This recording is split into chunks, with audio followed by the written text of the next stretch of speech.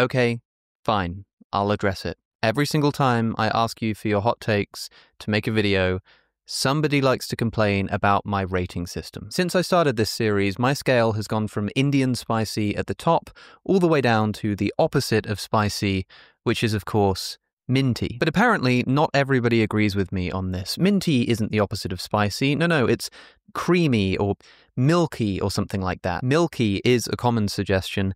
I think probably just because milk is like an antidote to spiciness. If you have something really spicy and you're in pain, water doesn't do anything, but milk can usually help. But it's a fallacy to think that that means milkiness is the opposite of spiciness. I mean, if I'm thirsty, then I can alleviate my thirst with water. But if I asked you what the opposite of H2O is, would you say the experience of thirst? No, you wouldn't. And in fact, if you really start thinking about what it means for one thing to be the opposite of another, you run into some problems. For example, what is the opposite of a loud sound? Probably a quiet sound, right? Well, not so fast. To be the opposite of something seems to imply that you take all of its qualities and characteristics and you negate them, you flip them on their head, and that's what gives you the opposite. So sure, you take the loudness and you flip it on its head and you get quietness. But loudness and quietness are both sounds. So the opposite of a loud sound would also negate that quality. So it would be something that isn't a sound. And a loud sound is something that exists. So the opposite of that would be something that doesn't exist. I mean, if you truly take every single quality and flip it on its head and negate it, then if you take anything which exists and you try to find its perfect, true opposite, it will be something that doesn't exist. Opposites don't exist. Opposites only exist in a context. For example, you take the quality of being a sound and you fix it, and you say within that context, what is the opposite of a loud sound? Well, you keep the sound the same, and the opposite is a quiet sound. But that only works if you specify the context in which you are producing an opposite. Like, yeah, okay, what's the opposite of spicy? Well, a true opposite would be something that has no taste whatsoever. It's, the number -3 or something. That's the opposite of spicy. No, that's ridiculous. Clearly, when we're looking for the opposite of spicy, the thing that we're keeping stable is the idea of a thing which you eat and have some kind of experience. It's not actually technically a taste. What spicy food does is it activates some sensory neurons that are all over your body called polymodal nociceptors. Yes, I looked it up. These are the same receptors which are activated when your body experiences extreme heat. So when you eat spicy food, activating the same sensors in your mouth, it literally tricks your brain into thinking that you're experiencing extreme heat in your mouth, even though you're not. So we're looking for something which you put in your mouth and gives you some kind of sensory experience that is the opposite of tricking your brain into thinking that it's eating something physically hot. What's the opposite of physically hot? Physically cold. I wonder if there's a kind of food that you eat which activates sensory receptors that trick your brain into thinking that it's experiencing extreme cold. I wonder if there's such a food. Menthol, ladies and gentlemen. That's what menthol does. It's produced by all minty foods, and it activates sensors in your mouth which trick your brain into thinking it's experiencing extreme cold. If you can think of a better example of an opposite of spicy in the context of something which you eat, which tricks your brain into an experience of extreme temperature, then please do let me know. But for goodness sake, it's not milky. So all of you, everyone who comments this, who says, minty isn't the opposite of spicy, minty, you're just getting a minty rating for that take every single time. Okay, are you still with me? It can be difficult to focus sometimes. I struggle to focus all the time, and especially given my line of work, it can be incredibly frustrating when my brain just isn't able to get on with whatever it's trying to get on with. But luckily, people like me are exactly who today's sponsor, Brain FM, was created to help. Brain FM is an app for professionals seeking productivity boosts. They create science-backed music, which helps you to relax easier, sleep deeper, and focus better. Opening the app, there are 4 options: focus, relax, sleep, and meditate. I tend to use it while I'm reading, so I'll usually pick focus and then either deep work or learning. Whatever I choose, Brain FM will give me some music specifically designed for the task. And you can customize the music too, either by selecting from different musical genres or by choosing the different natural sounds that will play alongside the music. You can even customize the level of neural effect of the music. So you might want to pick low if you're sensitive to sound or easily get headaches, or high if you suffer from attention difficulties like ADHD. And Brain FM is the only music company supported by the National Science Foundation to improve people's focus. So help unlock your brain's full potential free for 30 days by going to brain.fm/within reason. That's brain.fm/within reason for 30 days free. And with that said, back to the takes. Can an omnipotent God make a rock too heavy for him to lift? The answer is yes, obviously. Okay, this is getting spicy, not because of the question. I mean, this question's been asked a million times, but because of the fact that you've answered it so confidently that the answer is simply yes. I mean, this is a classic paradox of omnipotence. If God can do all things, then can he constrain his own power? If he can't, then that's something that he can't do. But if he can constrain his own power, then his power is constrained, and so he isn't omnipotent. But maybe the answer is just yes, he can do that. Because, of course, God's ability to do all things might involve his ability to voluntarily give up some of his power, especially if only for a certain amount of time. I mean, it might seem like there's nothing logically incompatible with an omnipotent being just deciding that for the next 5 minutes, he's just not going to be able to lift up that rock over there. This is actually a bit like what a lot of Christians think Jesus did, at least Jesus as God the Son as part of the Trinity. I mean, if Jesus is God, Jesus is this omnipotent being who's existed since the beginning of time, but God chooses voluntarily to empty himself of his power, come down to earth, adopt a human form, and while he's on earth, doesn't have that omnipotence. In Christianity, this view is called kenosis. It comes from a Greek term used in Philippians chapter 2, where Jesus is said by Paul to have emptied himself, taking on the form of a man. That word, ekenosen, is usually translated as emptied. But the thing is, this may be easy to imagine, but it would seem to me that when Jesus is on earth, emptied of his power, he is not, as a human being, omnipotent. And so if God kind of just does this up in the sky somewhere and says, I'm just going to choose to not have this power anymore for the next 5 minutes, then for the next 5 minutes, I just don't think he's omnipotent anymore. And maybe he's relieved himself of his omnipotence by choice, but relieved himself of his omnipotence he has. I don't see any other way of thinking about this. If for 5 minutes there's something that God cannot do that otherwise he would be able to do, he's just not omnipotent during that time. If you want to say that for the next 5 minutes he doesn't have that power but is still omnipotent, then I do think you are running yourself into a contradiction. But let's say that is what you mean. He is an omnipotent God, and he remains an omnipotent God even when he creates this rock so heavy he can't lift it. If that is a contradiction, then doesn't this just show that there can never be a truly omnipotent being, because he'll always at least be constrained by the laws of logic, like the law of non-contradiction? Well, maybe, but it depends on how you think about it. If you think about the laws of logic as these kind of rules that maybe kind of could have been otherwise, but are just sort of built into the universe for some reason, and God is like constrained by those rules, then yeah, it does seem like that God is not truly omnipotent. But a lot of people don't think of so-called logical laws as a system of rules. They're instead kind of like a pre-rational precondition for building rules in the first place. They're just necessary truths. I mean, take the law of identity, for example. P is P. It just means that for anything which is P, that thing is P. It kind of feels like you're just saying the same thing twice. It's like a tautology. P is P. That's not a rule. That's not some law that somewhere out there in the universe that's constraining my behavior. It's just kind of tautologically necessarily true. There's just no thing that exists which is P and not P at the same time. There's just no such thing. Whenever we use language, in order for it to be meaningful, the words we speak have to have some kind of referent. Even when we're talking about things that aren't in the material world, like if I close my eyes and start talking about a triangle, the word that I said there, triangle, has to have some referent. It's this idea of an object with 3 sides and angles adding up to 180 degrees. If the words I'm speaking don't have some kind of conceptual referent like that, the words are just meaningless. Like if I say the word abacatus, that has no referent. That's not referring to a concept or an idea or a relation or a thing in the world. it's just meaningless. But if I give it a referent, if I say something like, oh, that word is in my language a translation of the word unicorn, even though unicorns don't exist in the real world, the concept of a unicorn is a thing which I can use words to refer to. And so suddenly that word, which I've forgotten how to pronounce because I made it up on the spot, would suddenly have a referent and therefore would suddenly have meaning. So now imagine a logical contradiction. Imagine a shape which only has 3 sides, but also has 4 sides. It's a triangle at the same time as being a rectangle. To say that that's a logical contradiction is not to say that when you imagine this triangular rectangle, you're breaking some kind of rule. You shouldn't be doing that.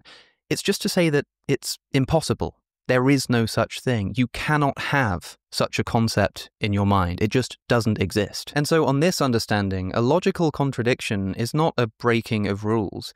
A logical contradiction is just not a thing. Whenever you describe a contradiction, you're just not describing an actual thing, even conceptually. So why is this relevant? Well, what is the definition of omnipotence? Some people, when confronted with paradoxes of omnipotence like this, decide to adopt a conservative definition. They say something like, well, omnipotence is just the ability to do all possible things, which means you can't do logical contradictions. But I think you can take a broader definition. I think you can say, yeah, omnipotence is the ability to do anything. It's the ability to do all things, the power to do all things. It's just that logical contradictions are not things. So, can an omnipotent God create a rock too heavy for him to lift? Well, yes, he can, if that would mean that he gives up his omnipotence for at least some period of time. But if he were to remain omnipotent at the same time, he wouldn't be able to do so. But that wouldn't be a challenge to his omnipotence. That would just be a logical contradiction, which is outside of the bounds of omnipotence already. You are morally obligated to choose the good option in video game dilemmas. I'm going to give this spicy. Video games are a really interesting ethical case because they're unlike other forms of entertainment. Some people think that it is wrong to engage with movies and music that depicts violence and that kind of stuff. But with video games, you're actually in control. Like, you get to make decisions and control behaviors in a virtual environment. And that seems to be at least a little bit ethically relevant. For a start, there's a question about whether video games which allow these bad options should exist in the first place. For what it's worth, I've got no problem with them, but I have made an entire video about the ethics of Grand Theft Auto. I actually think it's one of the most interesting investigations I've ever done. Just like personally, preparing for that video, I found it so interesting to start thinking about the intricacies of video game ethics. In that video, I focus on GTA, and I talk about the fact that in that game, you can do all kinds of immoral things. You can steal someone's car and then run them over with it. You can go up to an NPC, a non-playable character, and just beat them over the head with a baseball bat or something if you feel like it. Some people think that this kind of stuff will lead to real-world violence, but it seems like most studies suggest there's no link between video game violence and real-world violence. It seems like that discussion is pretty much closed. But a lot of people think that that's just it. You know, as long as it doesn't cause real-world violence, who cares? Yeah, sure, do whatever you want in GTA. But in that video, I talk about the issue of sexual violence. I imagine that GTA 6 ships out, and as well as being able to do all of the normal stuff, you can go and punch people, kick people, murder people, run over people, blow up cop cars, bomb a hospital, whatever you want to do. Now, as well as this, there's a sexual assault button. You can go and do that to NPCs as well. I think if that happened, there would be outrage, and quite rightfully so as well. I think that would be a disgusting video game mechanic. And yet we have all of these studies which tell us that there's no link between video game violence and real-world violence. So what's the problem? Well, the problem is that it's just morally repugnant. It doesn't really matter if it's going to have any effect on the real world, so to speak.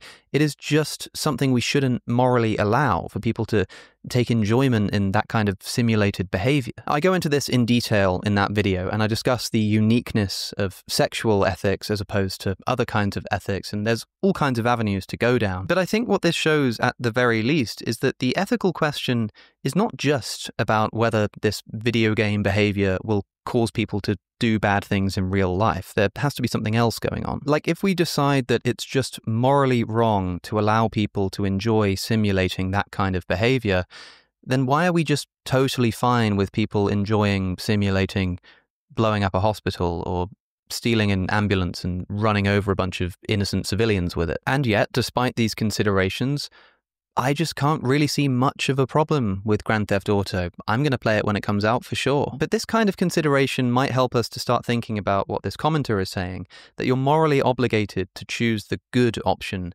in video games. Not necessarily because it's going to have any real-world effect, so to speak, but just because it's a better indication of character, and it's just wrong to enjoy doing the wrong thing, even in a simulated context. But the reason this is spicy is because it just seems like ridiculous, right? If you're playing Red Dead Redemption 2, and I think you can like make choices throughout the game and it affects your like honor rating or whatever, it seems like, yeah, it's just fun to, act badly and get the bad honor rating and see all of the different cutscenes and how the dialogue changes and stuff. It's just kind of more fun sometimes in a video game to do the bad thing and see what happens. But, it's sometimes more fun to do the bad thing in real life as well. But we don't do that because it's wrong. And I think the main argument in favor of this kind of idea would be a virtue ethics perspective. What would the virtuous person do? Now, you might be thinking, well, look, I'm a virtuous person and I sometimes do the bad thing in video games. It's just a bit of fun.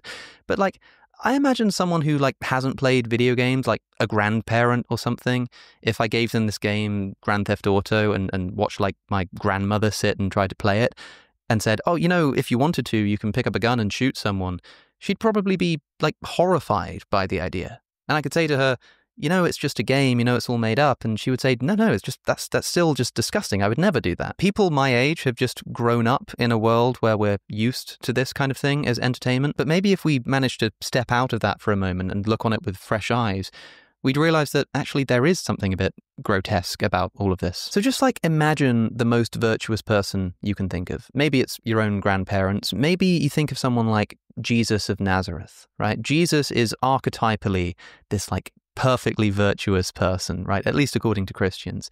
And so think, if you're a Christian in particular, would Jesus play Grand Theft Auto 5? Would Jesus, when confronted with an ethical dilemma in Red Dead Redemption 2, choose the honorable action or the dishonorable action? It kind of just seems to me like he would choose the honorable one. Can you really imagine Jesus Christ picking up a PS5 controller and going, yeah, let's run over a bunch of civilians? I kind of just can't see it. And if that is the case, then maybe it's an indication that there is something wrong about choosing the immoral behavior in a video game. Now, to be clear, it might be wrong, but trivially wrong. It doesn't need to be really bad and really important.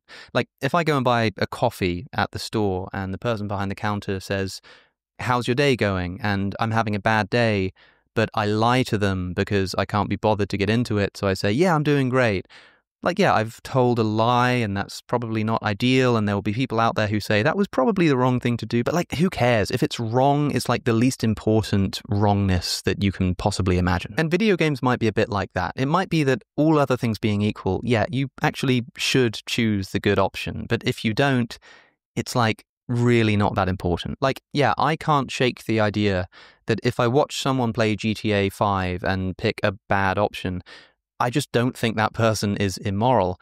But at the same time, I do just think that if you took the most virtuous person you could possibly imagine and gave them Grand Theft Auto, especially if you did it in an isolated environment where they weren't brought up with it being normalized, they'd maybe never played a video game before and didn't really understand it, and you showed them this simulated world, I just can't shake the feeling that they would react with horror to it and refuse to do all of the bad stuff. And if we can learn anything from virtue ethics, it's that what the virtuous person does in any given situation is the right thing to do. So if the most virtuous person we could possibly imagine would choose the good option, then maybe that's just the right thing to do. Maybe that is our moral obligation. And yeah, you can say that, well, doing a bad thing in a video game, it's just a bit of fun.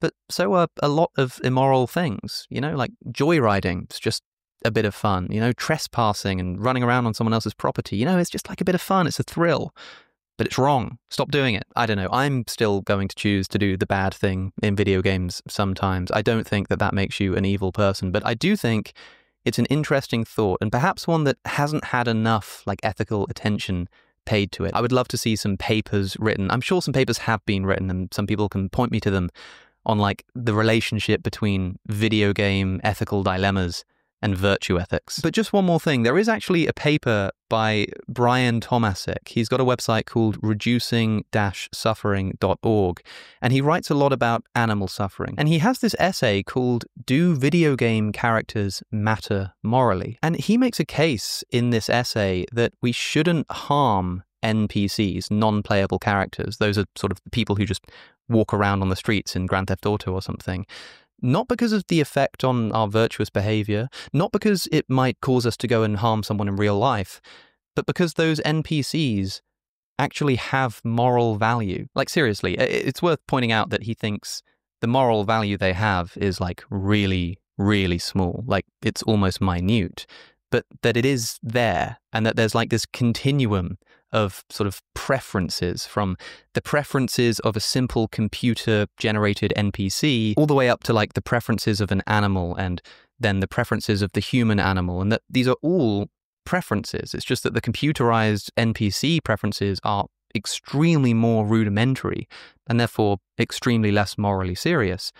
But they do still have some kind of moral worth. In the summary of his essay, he writes, "The difference between non-playable characters in video games and animals in real life is a matter of degree rather than kind. NPCs and animals are both fundamentally agents that emerge from a complicated collection of simple physical operations, and the main distinction between NPCs and animals is one of cognitive and affective complexity. Thus, if we care a lot about animals, we may care a tiny bit about game NPCs, at least the more elaborate versions." And look, there might be something to this, right? Like, if you're a materialist and you think that all of our brains and animal brains as well are just complex arrangements of atoms that happen to produce these things called preferences, well, computer simulations kind of do the same thing. This is the fear that people have when they think we're living in a computer simulation. It's the idea that a computer really could simulate consciousness, and it would do this by creating these artificial agents that are really just zeros and ones, but develop these rudimentary and then slightly less rudimentary eventually preferences, which give rise to consciousness in this simulation. And Brian Tomasic is just seriously engaging with the idea that there already are preferences, rudimentary preferences, but preferences nonetheless, in video game NPCs. At least I think it's something like that. I haven't actually read the whole essay. It might have nothing to do with preferences. He might cash it out in different terms, but he does think that NPCs have some kind of rudimentary moral worth. And I just thought that I would mention it because I just suddenly remembered that that exists. Oh, and no, by the way, I forgot to say, I don't agree with Brian Tomasic. I just wanted to bring it up because I just remembered that this essay exists. But I don't think video game NPCs have ethical worth. It would be kind of horrifying if they did, actually. If you think about the number of NPCs just in one game, and then the number of games that are played by people all across the world, and how often these NPCs are just run over and beat up with baseball bats and, you know, have explosives tied to them and thrown off buildings and stuff. It's a pretty horrifying thought, actually. But I will link this rather long essay in the description so you can make up your mind for yourself. I mean, looking at the contents of this essay, it looks really fun. He talks about video games of the future. One of the headings is, what about enemy aggression? Like, yeah, maybe NPCs have moral worth, but what about when those NPCs attack your character? Isn't it a form of self-defense? It just looks really ridiculous, but kind of fun at the same time. Actually, on that point of enemy aggression, he says, the obvious oversight in this argument is that the player is the person who set up the bloody arrangement to begin with. I think he means bloody in the literal sense there, not the British sense. Suppose you build a coliseum and hire a rival to fight you to the death. During the battle, it seems like you have the right to kill your opponent because he's trying to kill you. But from a broader perspective, we can see that it was you who created the whole fight in the first place and thereby ensured that someone would die. So yeah, okay, fair enough. Maybe self-defense is not a good enough excuse for the senseless violence inflicted upon billions of NPCs every single day, and we should all be doing something about it as a matter of moral urgency. I don't know. Let me know what you think in the comments. And of course, I'll also link in the description my video on the ethics of Grand Theft Auto.